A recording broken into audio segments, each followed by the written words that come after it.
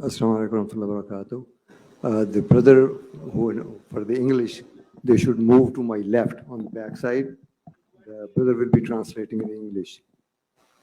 The brothers who want English translation, they can brother move towards my left in the back corner over there, inshallah. Jazakallah khair.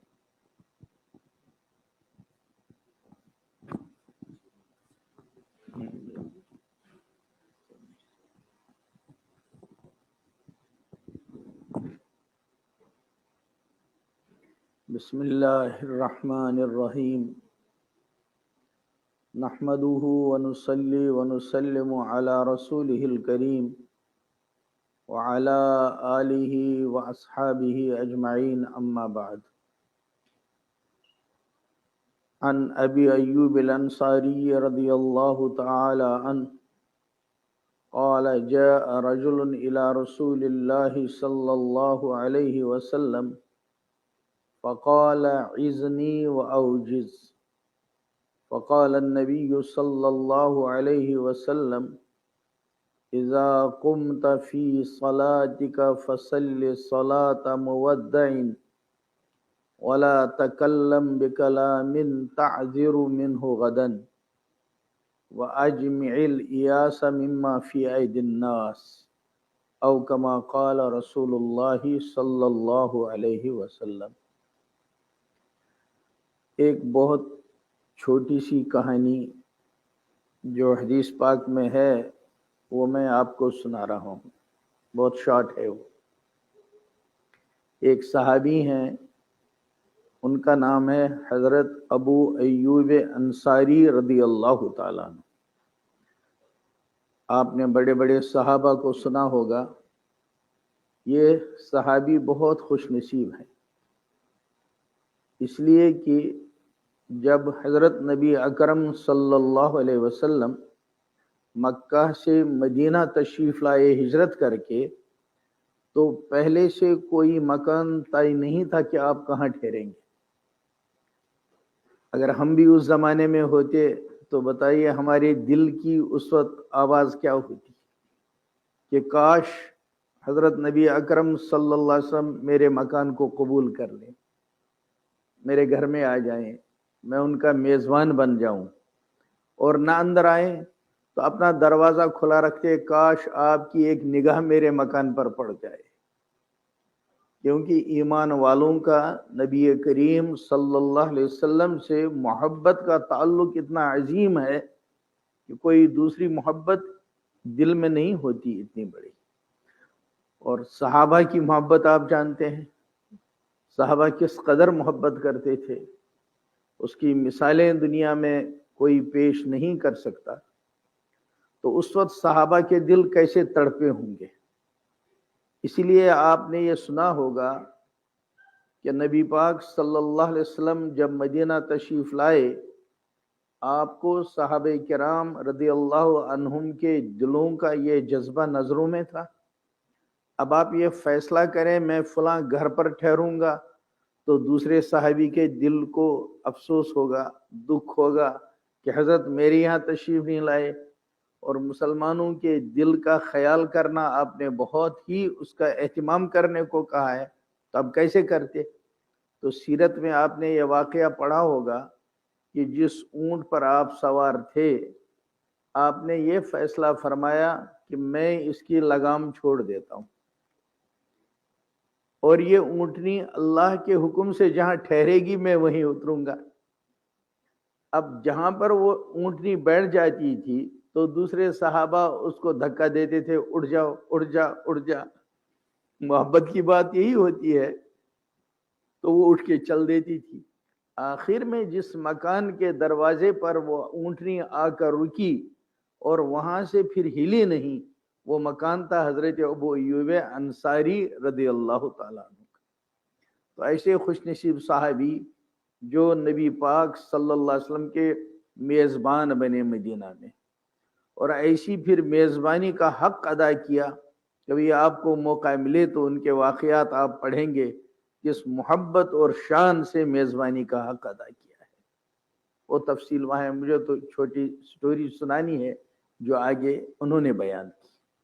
انہوں نے کیا فرمایا फरमाया जा रजुलन इला नबी सल्लल्लाहु अलैहि वसल्लम, एक आदमी आया नबी पाक सल्लल्लाहु अलैहि वसल्लम की खिदमत में और कहा इज़नी व औजिज़, ए अल्लाह के रसूल सल्लल्लाहु अलैहि वसल्लम मुझे आप नसीहत फरमाइए, वाज कीजिए, मगर बहुत शॉर्ट कीजिए। अगर हम होते तो मूड खराब हो जाता। कहा ऐसा कहते हो जैसे ऑर्डर कर रहे हो, सुनना है तो सुनो। इमाम साहब कहेंगे मैंने हफ्ता भर तैयारी की है वाज की और तुम भाग रहे हो। ऐसा नहीं फरमाया, क्योंकि आपकी शान अजीब थी। कुरान ने कहा वमा अरसलनाका इल्ला रहमतल लिल आलमीन, आपकी शान बहुत अजीब थी, बहुत अजीब। खुद एक दफा फरमाया उअल्लिमुकुम कमा युअल्लिमुकुम आबाउकुम, ऐ लोगो मैं तुमको ऐसे सिखाता हूं तुम्हारे माँ बाप क्या ऐसा सिखाएंगे। और इस हदीस में आगे जो 3 जुमले फरमाए हैं वाकई वो ऐसे हैं कि जो बहुत हल्के हैं। जब ये फरमाया मैं तुमको ऐसे सिखाता हूं, माँ बाप भी ऐसा नहीं सिखाते, तो उसमें आगे 3 जुमले फरमाए। पहला फरमाया जब बैतुल खला जाओ तो बायां पैर दाखिल करो, ये मैं तुमको सिखाता हूं। दूसरी बात, जब अंदर पहुंचो तो तुम एनीहाउ नहीं बैठ सकते, बल्कि पहले देखो ला तस्तकबिलुल क़िबलता वला तस्तदबिरुहा, ख्याल करना बैतुल खला में इस्तिंजा करते वक्त न तुम्हारा चेहरा किबला की तरफ हो न तुम्हारी पीठ किबले की तरफ। क्या ये मैं तुमको ऐसी छोटी बातें सिखाता हूँ। और तीसरी बात बताई जब सफाई करो, टिश्यू इस्तेमाल करो, पाकी हासिल करो, तो दायां हाथ इस्तेमाल नहीं करना, बायां इस्तेमाल करना। तो इसको फरमाया मैं तुमको ऐसा ही सिखाता हूँ, माँ बाप क्या ऐसा सिखाएंगे।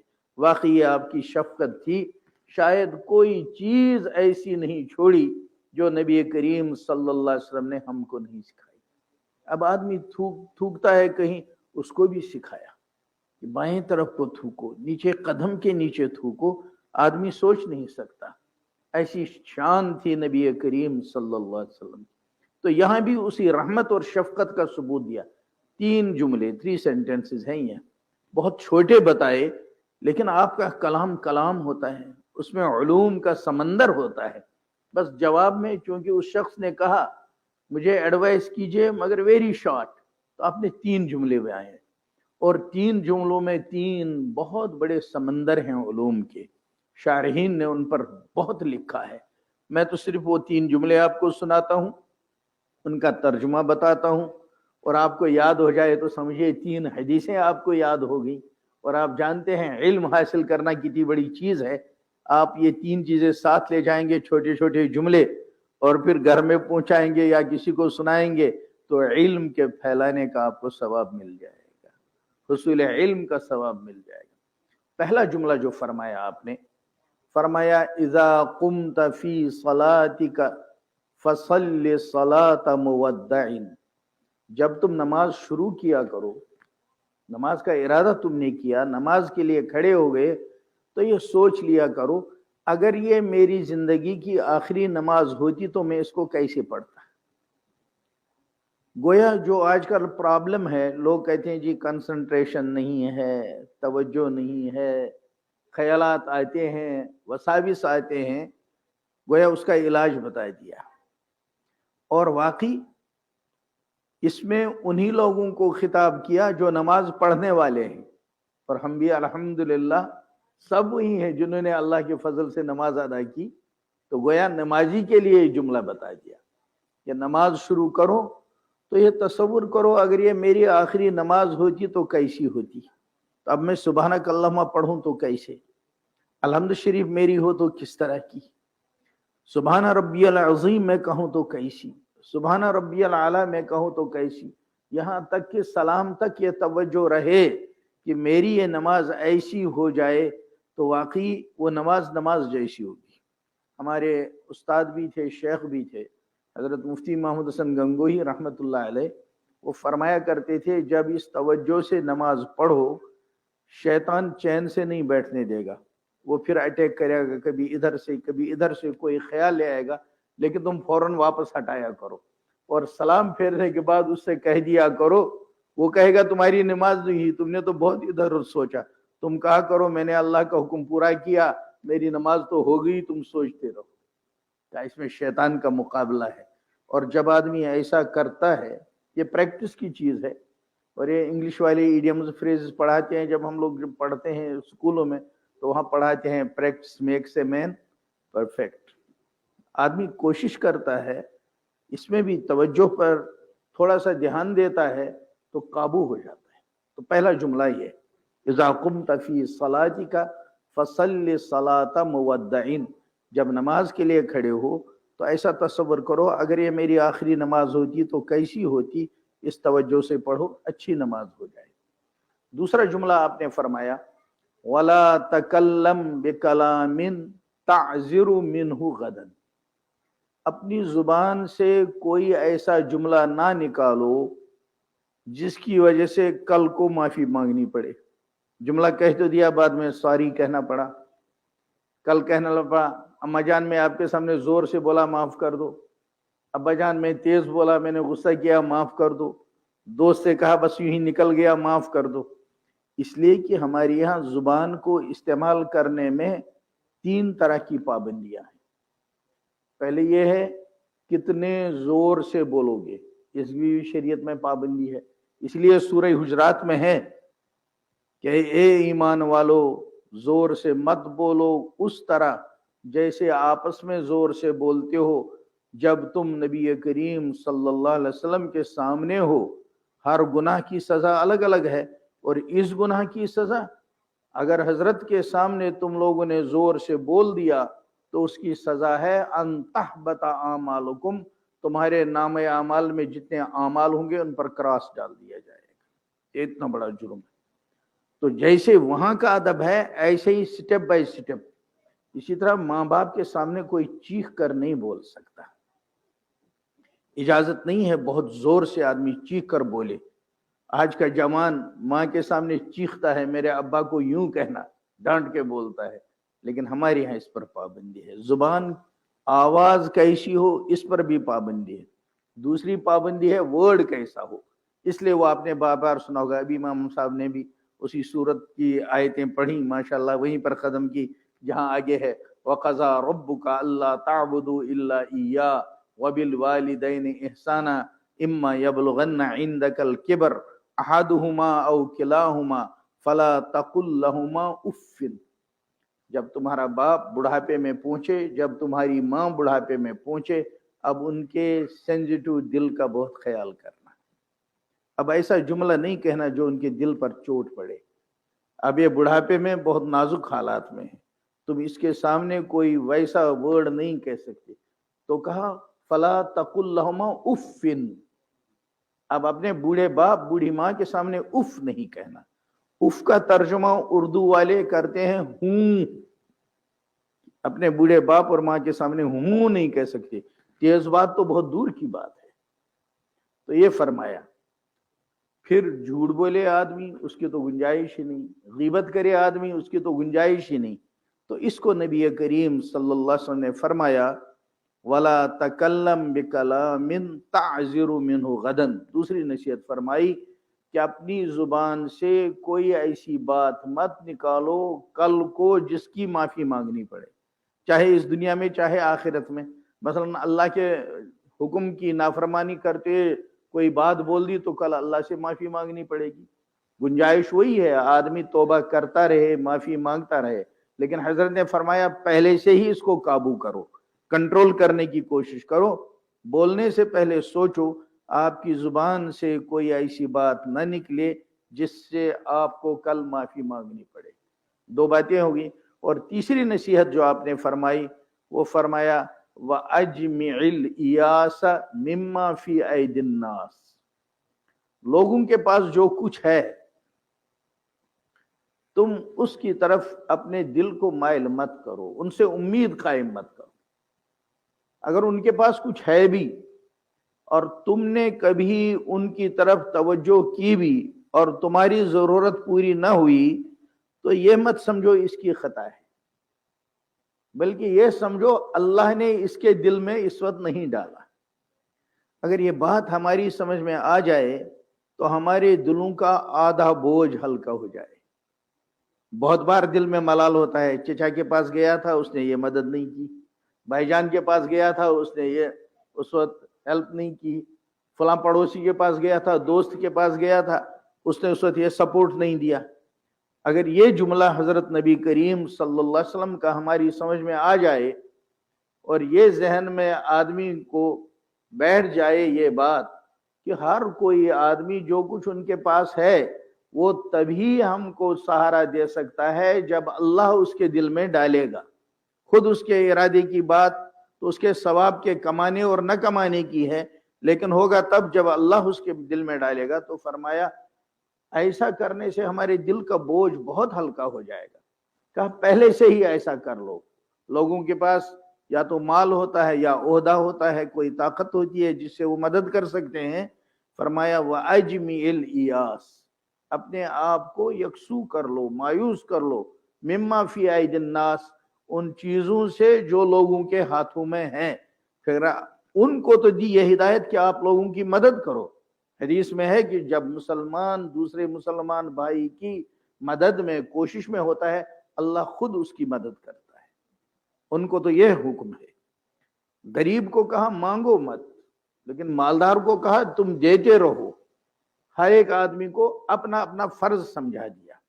हमारे हजरत फरमाया करते थे, आज की दुनिया में लोगों ने दूसरे का हुक्म सुनाना तो सीखा, अपने ऊपर क्या हुक्म है वो नहीं सीखा। फरमाते थे इसलिए गरीब मालदार को याद दिलाता है कि तुम्हें खर्च करने का हुक्म मिला और मालदार गरीब से कहता है इस्लाम में मांगने से मना किया गया, तो एक दूसरे को हुक्म याद दिलाता है, लेकिन अपने ऊपर क्या हुक्म है वो किसी को याद नहीं रहा।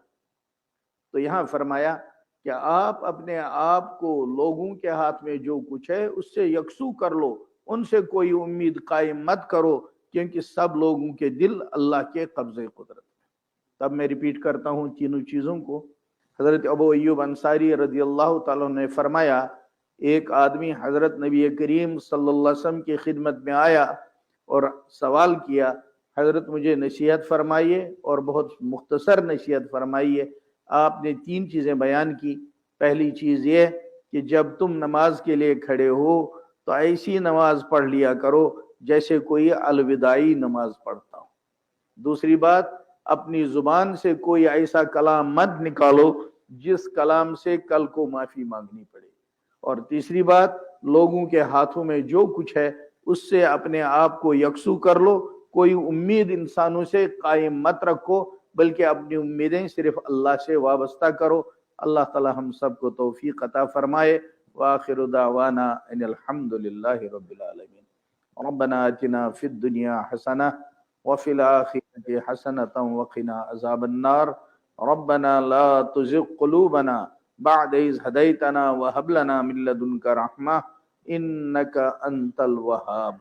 या अल्लाह, हमने अपने गुनहगार हाथ आपके सामने फैला दिए। अल्लाह, आपने यह हाथ पाक अता फरमाए थे, हमने गुनाहों से इनको नापाक कर दिया। आपने जुबान पाक अता फरमाई थी, हमने इनको भी गंदा कर दिया।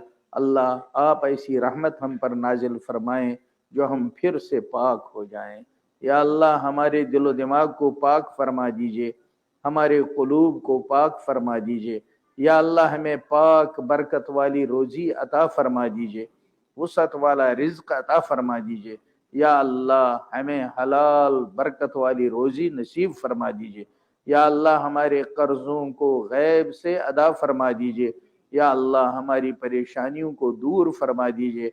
या अल्लाह, हमारे घरों में जो बालिग बच्चे बच्चियां निकाह की उम्र को पहुंच चुके, अल्लाह अपने खजाने से उनके निकाहों में बरकत अता फरमा दीजिए, उनको अच्छे नेक साले जोड़ अता फरमा दीजिए। या अल्लाह, सुन्नत के मुताबिक निकाह की तौफीक अता फरमा दीजिए। जिनके निकाह हुए उनकी जिंदगियों को खुशगवार बना दीजिए, उनको औलाद साले नसीब फरमाइए। या अल्लाह, हमारे भी जिसको नेक साले औलाद नसीब हुई हैं उनको वालिदैन की ठंडक बना दीजिए, और जिनके इस्लाह की ज़रूरत है उनकी गैब से इस्लाह के असबाब पैदा फरमाइए। या अल्लाह, जो भाई दुआओं के लिए कहते हैं, लिखते हैं, उम्मीदें रखते हैं, उन सब की जायज़ हाजात को पूरा फरमाइए। इस मजलिस में जो हाजिर हैं सब की जायज़ हाजात को पूरा फरमाइए। या अल्लाह, ہمارے والدین کی مغفرت فرمائیے۔ یا اللہ ہمارے والدین نے ہم پر بڑا احسان کیا ہے، بڑی قربانیاں ہم پر دی ہیں، ان غریبوں میں جو حیات ہیں ان کی زندگی کو آسان بنا دیجئے، اور جو دنیا سے چلے گئے ان کی قبر کو نور سے بھر دیجئے، ان کی قبر میں کوئی سختی ہو اس کو دور فرما دیجئے۔ یا اللہ امت مسلمہ کے حال پر رحم فرمائیے، عالم اسلام کو عزت نصیب فرمائیے، مسلمانوں کو ہدایت اور قوت نصیب فرما دیجئے۔ یا اللہ کہنے سننے سے زیادہ عمل کی توفیق عطا فرمائیے۔ ربنا تقبل منا انك انت السميع العليم وتب علينا انك انت التواب الرحيم وصلى الله تعالى على خير خلقه محمد وعلى آله واصحابه اجمعين برحمتك يا ارحم الراحمين۔ جزاكم